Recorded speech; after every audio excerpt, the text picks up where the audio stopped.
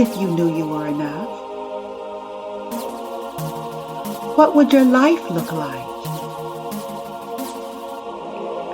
What would love look like? This is the Enough Factor broadcast, where we're redefining what makes you enough in life and in love. Now here's your host, Suzette Virnon. Hello everybody, it's your life coach and relationship solutionist, Suzette Virnon, and welcome to my Enough Factor podcast. It's time for another episode, y'all, where we're going to redefine what makes us enough in life and in love on our own terms. And how do we do it?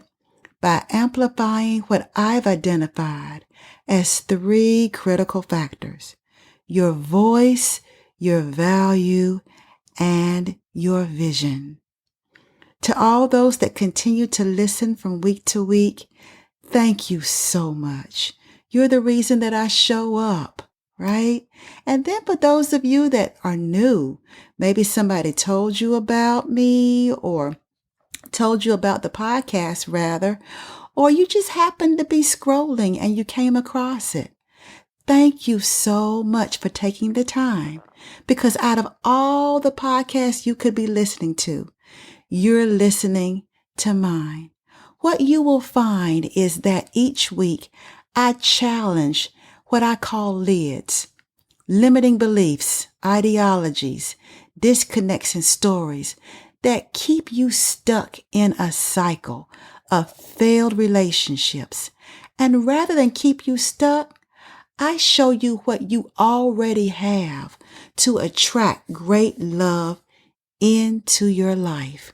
And this episode will be another installment in your liberation. Today I want to talk about signs. Signs that your mind is playing tricks on you. And we're going to talk about, 12 different signs that I've identified as ways that I have seen people talk themselves out of their own power and talk themselves out of their own responsibility to really take matters into their own hands when it comes to their emotional health and their romantic relationships. So you might want to run and get your journal and get your pen, because you're going to want to take notes. I'm going to go through them rather quickly. And for those of you that want to even explore them further, there will be ways in the show notes that you can connect with me and we can explore further these different signs that I'm going to go through. Okay? The first sign.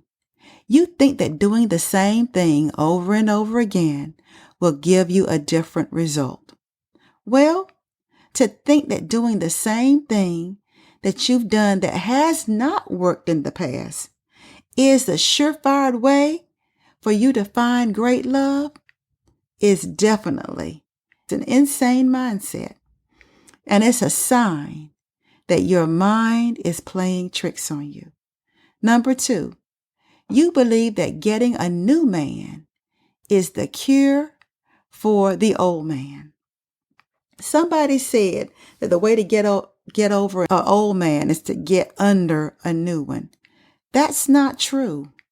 It may make your ego feel good, but it does nothing to resolve the old relationship.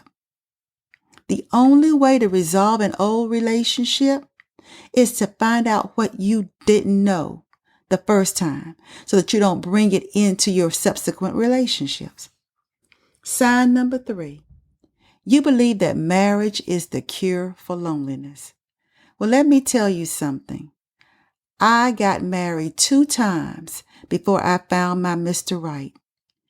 And I discovered that just because somebody decides to marry you does not mean that you have their heart. And it does not mean that your days of loneliness are over. There is nothing more lonely than being married to somebody who is not in love with you. Sign number 4. You believe that you'll just automatically know it when God sends you your Mr. Right. You think that just praying to God to send him will automatically mean that you will recognize him. There are many women that I have coached and counseled that thought that the man that was standing in front of them was the answer to their prayers, only to discover that God did not send him. Matter of fact, God did not know him. Okay? Number 5, you believe that working on yourself is sufficient preparation for a healthy relationship. I've said this and I stand behind it. Working on yourself only works if you're going to only be in relationship with yourself. But if you want to be in relationship with somebody else, you've got to do more than that. You've got to work on your relationship self. Sign number 6. You believe that having chemistry with someone means he might be the one.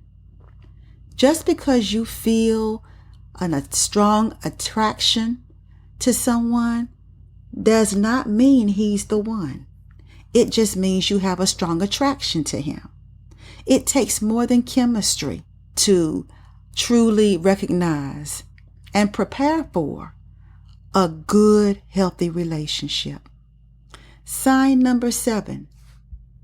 You believe that waiting on God to send your husband is a sign of trusting God.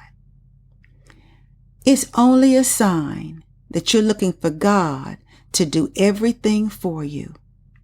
When God wants you to know what your power is so that you can choose for yourself. A sign of trust is faith in action. It's not just hoping and thinking God's going to do all the heavy lifting. A true sign of trust, a true sign of faith is that you are moving in the direction of what it is that you're praying for. Number 8, you believe that being happy being single is the pathway to love. Well, let me tell you something. Being happy being single makes you feel good, but it is not the pathway to love because being single is just you. Love requires that you be with somebody else. So you have to learn to be happy being with someone else. Number 9, you believe that losing yourself in God is the key to being found by the right man. I know you've heard it. Maybe somebody that you really looked up to told you that that was what you needed to do. Well, let me tell you something. God created love between a man and a woman. So I don't feel like losing yourself in God is the key to being found by the right man. I believe that showing up and being seen as who you are, being authentic, is the key to being found by the right man. After all, how can he recognize you if he can't see you? And now a special announcement. If you've tried to do love on their terms and it didn't work, I've got the answer.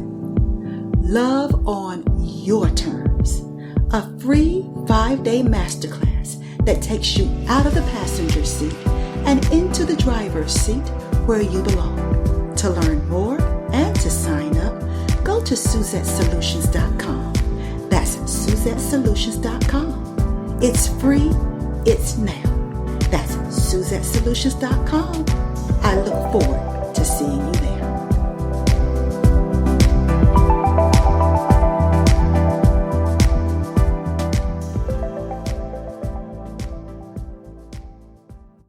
Sign number 10. You believe that proof of getting over a man is to no longer want one. I've heard women say, you know what, I don't need a man. And they think that by saying that it makes them powerful. That by saying that, it means they are free of the desire for love. That they're free of being driven by that desire for love. No. The proof of getting over a man is taking the time that you need to heal not only your heart, but to heal the wounds that were caused by a different man. And another sign of getting over a man is no longer feeling intimidated when a man shows an interest in you. That is a sign that you have gotten over the sting of your past relationship, when you're no longer intimidated, when you're no longer afraid of being hurt, when you're no longer afraid of being taken advantage of, when you don't fear a man. That is proof that you have gotten over the last man. When you no longer feel the need to hide, when you no longer feel the need to hide who you truly are, that is a sign that you have gotten over the past. And number 11, a sign that your mind is playing tricks on you. You believe that after all the hell you've been through in your past with men, you deserve a good man. Going through hell in your past relationships with a man does not qualify you for a great relationship. It doesn't make you more deserving. It doesn't make you more ready. A great relationship is not something that you're entitled to. A great relationship is something that you work for. It is an intention that you set, that you do what you need to do to be prepared for. You have to get out of this mindset that you are entitled just because you've gone through something. That has never prepared anybody for anything. For example, if you have failed test after test after test after test, that does not make you deserving of a passing grade. The only way you're deserving of a passing grade is to do the work, to learn what it was that you did not know the first time that you took the test, the second time that you took the test, the third time that you took the test, the fourth time that you took the test, is to learn what it was that you did not know, to apply yourself, to study the material, to find out what it is that eluded you the first 1, 2, 10, 20 times you took the test. That's the only way that you get over the hell you've been through in your past with men. You don't get over it by avoiding it. You don't get over it by running away. You don't get over it by just praying only. You got to take some steps in the direction of what it is that you want. You got to put some sweat into the game. You got to apply yourself. You've got to go beyond your comfort level and do something that you've not done before. Learn something that you didn't learn before. Find out from people who are passing the test what it is that you keep missing. Right? Those are the 11 ways that your mind plays tricks on you. The 12th way, the 12th and final way, is you believe being happy as a single woman is what best prepares you for a happy relationship. How can being happy, being single, prepare you for a relationship? It prepares you to be happy as a single person, but it does not prepare you for a relationship, because a relationship requires you to be able to relate to someone other than yourself.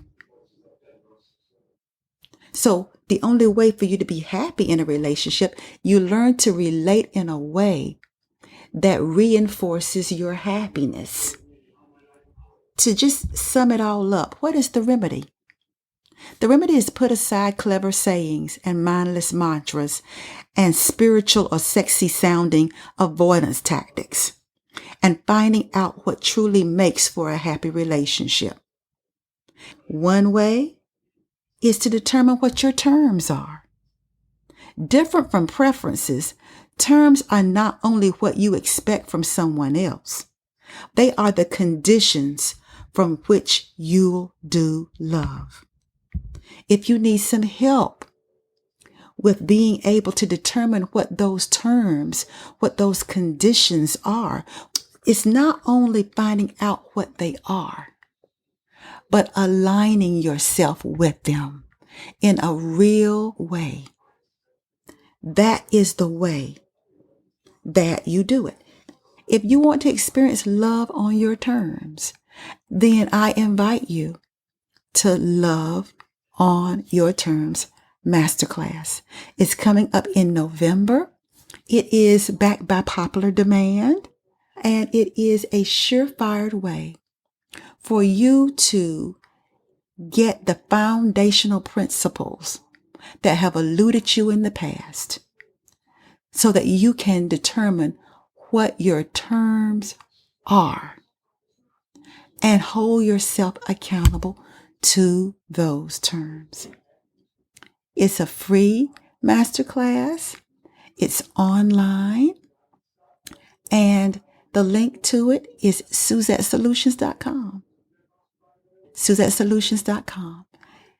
Give yourself this holiday season the gift of a sound mind so that you're not intimidated by men, whether you want marriage or you don't, to give yourself the gift of resolution, the gift of no longer being haunted by your past relationships, the gift of freedom, the gift of answering the questions, well, was it me? Was it something I did? Find out your answers for yourself. Find out what your power is to attract the love you desire. Find out. Give yourself that gift. Find out the mindset of women who are happy in their relationships and who are successful in love. Find out by registering at SuzetteSolutions.com. Well, until next time, I don't want you to ever forget that you are 100% worthy, you're 100% worth it, you are 100% enough. Bye now.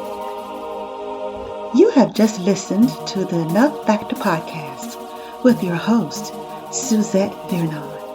To get notified of new episodes or to dig deeper into today's topic, become a subscriber.